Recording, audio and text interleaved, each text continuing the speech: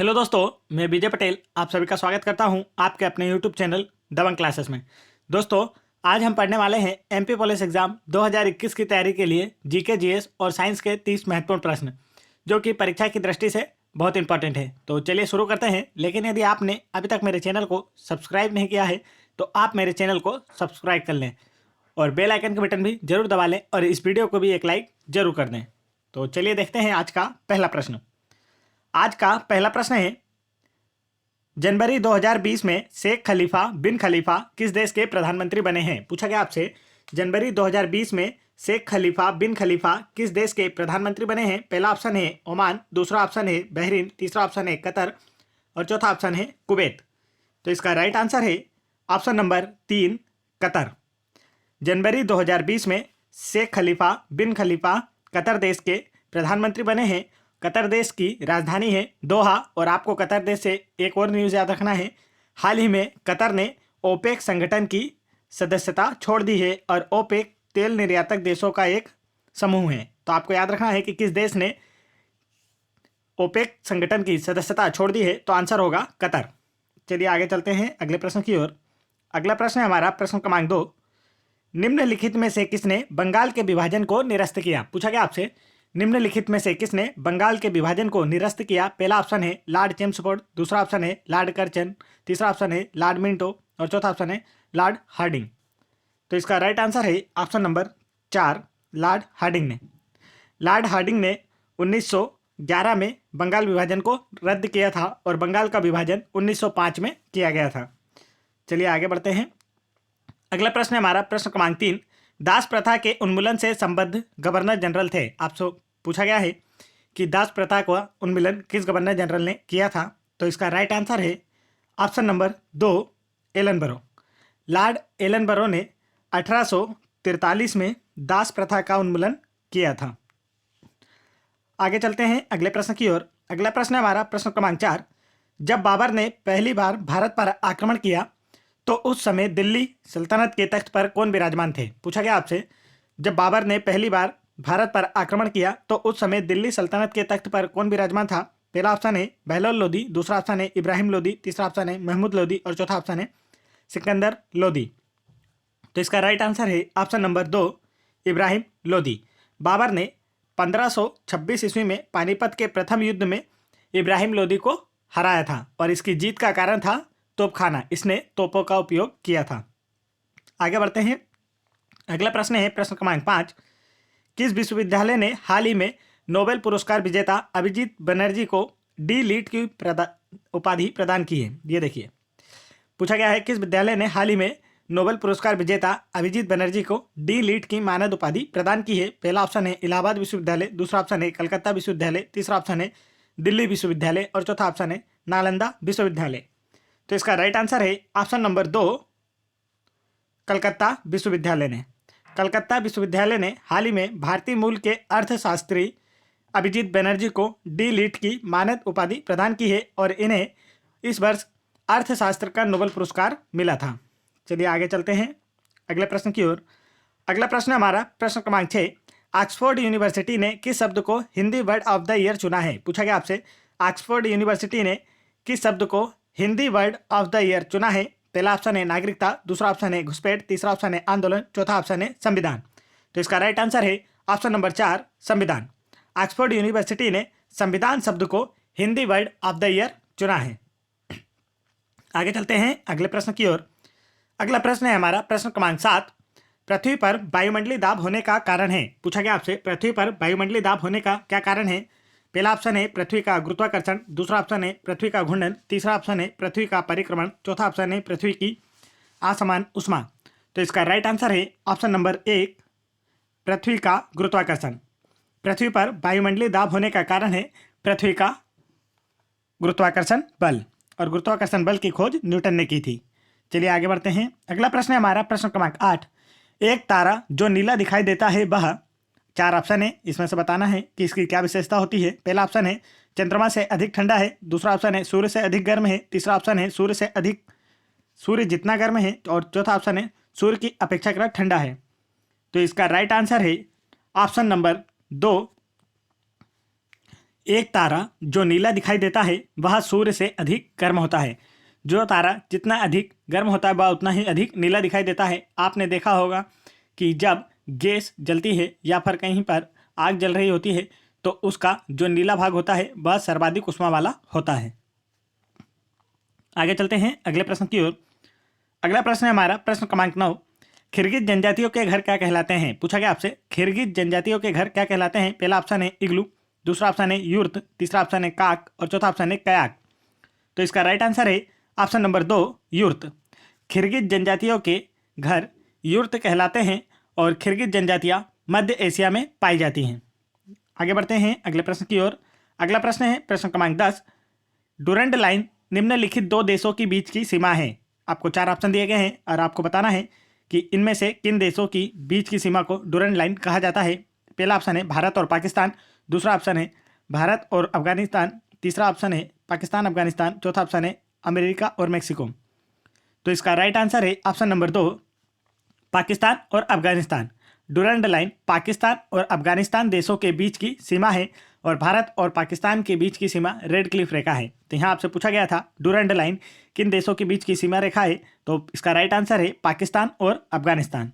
पाकिस्तान के राजधानी है इस्लामाबाद, पाकिस्तान के पीएम है इमरान खान और अफगानिस्तान की राजधानी है काबुल और अफगानिस्तान के राष्ट्रपति हैं अशरफ गनी अहमदजई।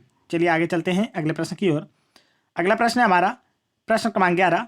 निम्नलिखित में से कौन सी नदी बंगाल की खाड़ी में नहीं गिरती है? पूछा गया आपसे निम्नलिखित में से कौन सी नदी बंगाल की खाड़ी में नहीं गिरती है। पहला ऑप्शन है महानदी, दूसरा ऑप्शन है गोदावरी, तीसरा ऑप्शन है ताप्ती, चौथा ऑप्शन है कृष्णा। तो इसका राइट आंसर है ऑप्शन नंबर 3 ताप्ती नदी। ताप्ती नदी बंगाल की खाड़ी में नहीं गिरती है। ताप्ती नदी का उद्गम बैतूल जिले के मुल्ताई से हुआ है तथा यह खंबात की खाड़ी में गिरती है। चलिए आगे बढ़ते हैं अगले प्रश्न की ओर। अगला प्रश्न है हमारा प्रश्न क्रमांक 12। मुद्रास्फीति किससे मापी जाती है? पूछा गया आपसे मुद्रास्फीति किससे मापी जाती है। पहला ऑप्शन है मुद्रा आपूर्ति की कमी, दूसरा ऑप्शन है मुद्रा आपूर्ति की अधिकता, मुद्रा आपूर्ति की नियंत्रण और चौथा ऑप्शन है उपयुक्त में से कोई नहीं।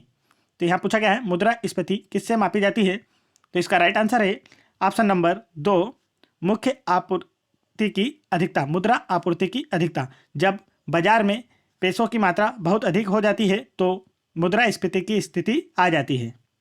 आगे बढ़ते हैं अगले प्रश्न की ओर। अगला प्रश्न है हमारा प्रश्न क्रमांक 13। समृद्धि का सबसे अच्छा मापदंड क्या है? पूछा गया आपसे समृद्धि का सबसे अच्छा मापदंड क्या है। पहला ऑप्शन है राष्ट्रीय आय, दूसरा ऑप्शन है औसत प्रति व्यक्ति आय, चौथा ऑप्शन है निर्यात और तीसरा ऑप्शन है आयात। तो इसका राइट आंसर है ऑप्शन नंबर 2 औसत प्रति व्यक्ति आयात। समृद्धि का सबसे अच्छा मापदंड होता है औसत प्रति व्यक्ति आयात।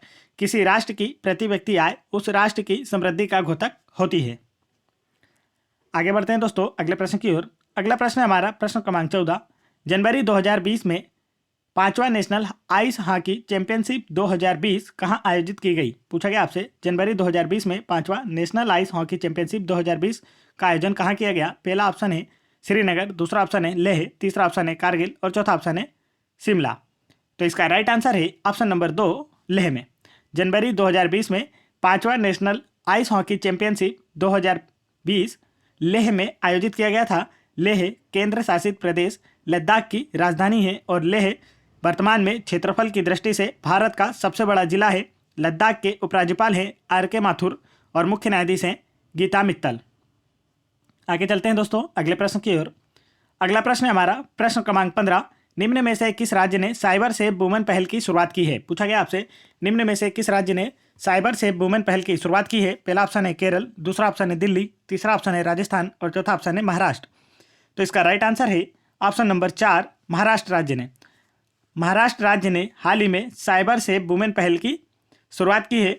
महाराष्ट्र की राजधानी है मुंबई, महाराष्ट्र के सीएम है उद्धव ठाकरे, महाराष्ट्र के गवर्नर हैं भगत सिंह कोश्यारी और महाराष्ट्र के चीफ जस्टिस हैं दीपांकर दत्ता। चलिए आगे चलते हैं अगले प्रश्न की ओर। अगला प्रश्न है हमारा प्रश्न क्रमांक 16। निर्वाचन सभा के चेयरमैन कौन थे? पूछा गया आपसे निर्वाचन सभा के चेयरमैन कौन थे। पहला ऑप्शन है के.एम. मुंशी, दूसरा ऑप्शन है डॉक्टर राजेंद्र प्रसाद, तीसरा ऑप्शन है जवाहरलाल नेहरू और चौथा ऑप्शन है भीमराव अंबेडकर। तो इसका राइट आंसर है option number 2 doctor Rajendra Prasad.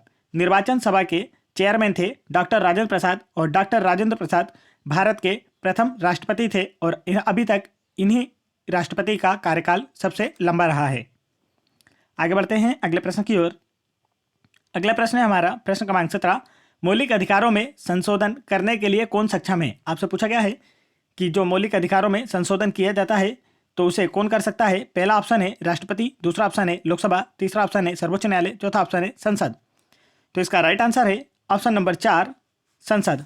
मौलिक अधिकारों में संसद करने का अधिकार संसद के पास है। तो मौलिक अधिकारों में यदि कोई भी संशोधन किया जाता है तो वह किसके द्वारा किया जाएगा, भारतीय संसद के द्वारा किया जाएगा। और मौलिक अधिकारों की संख्या वर्तमान में 6 है। चलिए आगे चलते हैं अगले प्रश्न की ओर। अगला प्रश्न हमारा प्रश्न क्रमांक 18, फोर्थ ई स्टेट शब्द का अभिप्राय क्या है। आपसे पूछा गया है फोर्थ ई स्टेट शब्द का अभिप्राय क्या है। पहला ऑप्शन है अविकसित देश, दूसरा ऑप्शन है न्यायपालिका, तीसरा ऑप्शन है कार्यपालिका और चौथा ऑप्शन है दी प्रेस।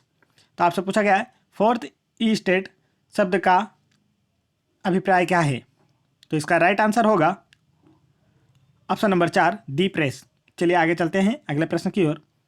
अगला प्रश्न हमारा प्रश्न क्रमांक 19, जूनागढ़ अभिलेख का संबंध किस शासक से है। पूछा गया आपसे जूनागढ़ अभिलेख का संबंध किस शासक से है। पहला ऑप्शन है समुद्रगुप्त, दूसरा ऑप्शन है रुद्रदामन, तीसरा ऑप्शन है प्रतिहार नरेश भोज और चौथा ऑप्शन है कलिंग राजा खारवेल। तो आपको बताना है कि इनमें से किससे जूनागढ़ अभिलेख संबंधित है। तो इसका राइट आंसर है ऑप्शन नंबर 2, रुद्रदामन।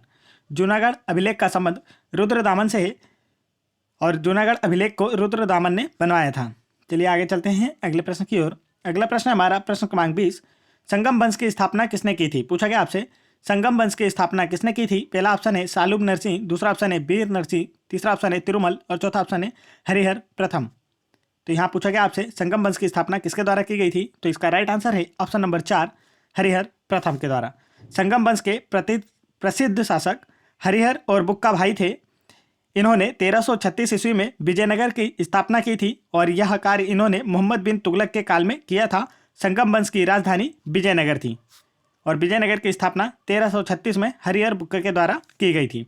तो संगम वंश की स्थापना हरिहर प्रथम के द्वारा की गई थी, यह आपको याद रखना है। आगे चलते हैं अगले प्रश्न की ओर। अगला प्रश्न हमारा प्रश्न क्रमांक 21, मध्य प्रदेश में गन गैरेज फैक्ट्री कहाँ स्थित है। आपसे पूछा गया है मध्य प्रदेश में गन गैरेज फैक्ट्री कहाँ स्थित है। पहला ऑप्शन है खमरिया, दूसरा ऑप्शन है भोपाल, तीसरा ऑप्शन है जबलपुर, चौथा ऑप्शन है होशंगाबाद। तो इसका राइट आंसर है ऑप्शन नंबर 3, जबलपुर में। मध्य प्रदेश में गन गैरेज फैक्ट्री जबलपुर शहर में स्थित है और जबलपुर मध्य प्रदेश का सर्वाधिक शिक्षित शहर है। आगे बढ़ते हैं दोस्तों अगले प्रश्न की ओर। अगला प्रश्न है हमारा प्रश्न क्रमांक 22, मध्य प्रदेश में न्यूनतम साक्षरता वाला जिला कौन सा है। आपसे पूछा गया है मध्य प्रदेश में न्यूनतम साक्षरता वाला जिला कौन सा है। पहला ऑप्शन है झाबुआ, दूसरा ऑप्शन है बड़वानी, तीसरा ऑप्शन है श्योपुर और चौथा ऑप्शन है अलीराजपुर। तो इसका राइट आंसर है ऑप्शन नंबर 4, अलीराजपुर। मध्य प्रदेश में न्यूनतम साक्षरता वाला जिला है अलीराजपुर।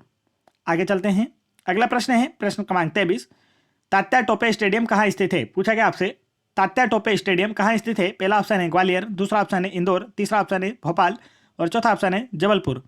तो इसका राइट आंसर है ऑप्शन नंबर 3, भोपाल में। तात्या टोपे स्टेडियम भोपाल में स्थित है और अब इसे एक संग्रहालय बना दिया गया है। आगे बढ़ते हैं अगले प्रश्न की ओर। अगला प्रश्न हमारा प्रश्न क्रमांक 24, पीर बुधान मेला कहाँ आयोजित किया जाता है। पूछा गया आपसे पीर बुधान मेला कहाँ आयोजित किया जाता है। पहला ऑप्शन है धामोनी, दूसरा ऑप्शन है गुना, तीसरा ऑप्शन है सावरा शिवपुरी और चौथा ऑप्शन है गाडरवाड़ा। तो इसका राइट आंसर है ऑप्शन नंबर 3, सावरा शिवपुरी में पीर बुधान मेला का आयोजन किया जाता है। आगे बढ़ते हैं दोस्तों अगले प्रश्न की ओर। अगला प्रश्न हमारा प्रश्न क्रमांक 25, गर्मियों में सफ़ेद कपड़े पहने जाते हैं क्यों। आपसे पूछा गया है कि गर्मियों में सफ़ेद कपड़े पहने जाते हैं क्यों। पहला ऑप्शन है सफ़ेद कपड़े उष्मा के अच्छे अवशोषक होते हैं, दूसरा ऑप्शन है सफ़ेद कपड़े उष्मा के अच्छे परावर्तक होते हैं, तीसरा ऑप्शन है सफ़ेद कपड़े पसीना ज़्यादा सोखते हैं और चौथा ऑप्शन है उपयुक्त में से कोई नहीं। तो इसका राइट आंसर है ऑप्शन नंबर 2, सफ़ेद कपड़े उष्मा के अच्छे परावर्तक होते हैं, इसलिए गर्मियों में सफ़ेद कपड़ों का प्रयोग किया जाता है। आगे चलते हैं अगले प्रश्न की ओर। अगला प्रश्न है हमारा प्रश्न क्रमांक 26, बल्ब फूटने पर तेज आवाज़ होती है क्योंकि। आपसे पूछा गया है कि जब भी बल्ब फूटता है तो तेज आवाज़ होती है, उसका कारण क्या है। पहला ऑप्शन है इसके अंदर शून्य होता है, दूसरा ऑप्शन है तंतु धातु का वायुमंडलीय गैसों से संपर्क होने पर तीव्र प्रतिक्रिया होती है, तीसरा ऑप्शन है इसके अंदर ज्वलनशील गैस भरी होती है और चौथा ऑप्शन है इसके अंदर भरी अक्रिय गैस काफ़ी गर्म होती है। तो इसका राइट आंसर है ऑप्शन नंबर 1, इसके अंदर शून्य होता है। बल्ब फूटने पर तेज आवाज़ होती है और ऐसा बल्ब के अंदर निर्वात होता है और इसके कारण से जब बल्ब फूटता है तो हमें एक तेज आवाज़ सुनाई देती है। आगे बढ़ते हैं दोस्तों। अगला प्रश्न हमारा प्रश्न क्रमांक 27। एसिड या अम्ल बदलता है। आपसे पूछा गया है कि एसिड या अम्ल का लिटमस पेपर पर क्या प्रभाव पड़ता है। पहला ऑप्शन है नीले लिटमस को लाल में बदलता है, दूसरा ऑप्शन है लाल लिटमस को नीले में बदल देता है, या फिर तीसरा ऑप्शन है लिटमस का रंग नहीं बदलता, चौथा ऑप्शन है उपयुक्त में से कोई नहीं। तो यहाँ आपसे पूछा गया है कि अम्ल का लिटमस पेपर पर क्या प्रभाव पड़ता है। तो इसका राइट आंसर है ऑप्शन नंबर 1, नीले लिटमस को लाल में बदल देता है। अम्ल नीले लिटमस को लाल में बदल देता है, तो हमें अम्ल से आखिरी का लाल लेना है और इससे हमें लाल प्राप्त होता है। आगे चलते हैं अगले प्रश्न की ओर। अगला प्रश्न है हमारा प्रश्न क्रमांक 28। डिप्थीरिया तथा इन्फ्लुएंजा बीमारी किन कारणों से होती है। आपसे पूछा गया है डिप्थीरिया तथा इन्फ्लुएंजा बीमारी किन कारणों से होती है। पहला ऑप्शन है वायरस तथा बैक्टीरिया से क्रमशः, दूसरा ऑप्शन है बैक्टीरिया तथा वायरस से क्रमशः, तीसरा ऑप्शन है बैक्टीरिया से और चौथा ऑप्शन है जल प्रदूषण से। तो इसका राइट आंसर है ऑप्शन नंबर 2, बैक्टीरिया तथा वायरस से क्रमशः।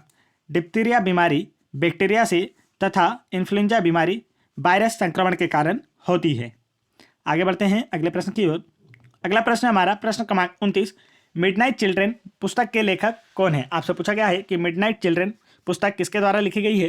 पहला ऑप्शन है शेक्सपियर, दूसरा ऑप्शन है अरुंधति राय, तीसरा ऑप्शन है सलमान रुश्दी और चौथा ऑप्शन है खुशबंद सिंह। तो इसका राइट आंसर है option number 3, Salman Rushdie.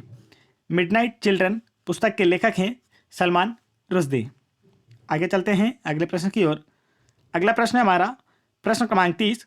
Butterfly शब्द किससे जुड़ा है। पूछा गया आपसे बटरफ्लाई शब्द किससे जुड़ा है। पहला ऑप्शन है बास्केटबॉल, दूसरा ऑप्शन है स्नूकर, तीसरा ऑप्शन है तैराकी और चौथा ऑप्शन है नौकायन। तो इसका राइट आंसर है ऑप्शन नंबर 3, तैराकी से। बटरफ्लाई शब्द का संबंध तैराकी खेल से जुड़ा हुआ है। आगे चलते हैं दोस्तों। यहाँ पर मैंने आप लोगों के लिए एक क्विज रखी है जिसका आंसर आप लोगों को मुझे कमेंट करके बताना है। तो क्विज है लोकटक झील किस भारतीय राज्य में स्थित है। इसका आंसर आप लोगों को मुझे कमेंट करके बताना है। लोकटक झील किस भारतीय राज्य में स्थित है और इसी के साथ साथ उस भारतीय राज्य के चीफ जस्टिस, सीएम और गवर्नर के नाम भी आप लोगों को मुझे कमेंट करके बताना है। चलिए आगे बढ़ते हैं दोस्तों। यदि आप लोगों को मेरा वीडियो पसंद आया हो तो वीडियो को एक लाइक जरूर करें और मेरे चैनल को भी सब्सक्राइब जरूर कर लें और बेल आइकन के बटन जरूर दबा लें ताकि ऐसे इंपॉर्टेंट एजुकेशनल वीडियो का नोटिफिकेशन आप तक आसानी से पहुंचते रहें। और यदि आप लोगों को MP police exam 2016, 2017, NTPC exam 2016, 2017, 2021, jail प्रेरी एग्जाम 2018, 2020 एवं अन्य सभी एग्जाम्स के प्रीवियस ईयर्स पेपरों के जीके, जीएस और साइंस के क्वेश्चंस के वीडियो देखना है तो आप मेरे चैनल की प्लेलिस्ट में जाकर वहाँ से देख सकते हैं। और आप इन सभी वीडियो की PDF file Telegram channel join करके वहाँ से डाउनलोड कर सकते हैं, जिनकी लिंक मैंने वीडियो के डिस्क्रिप्शन में दे रखी है। जय हिंद दोस्तों।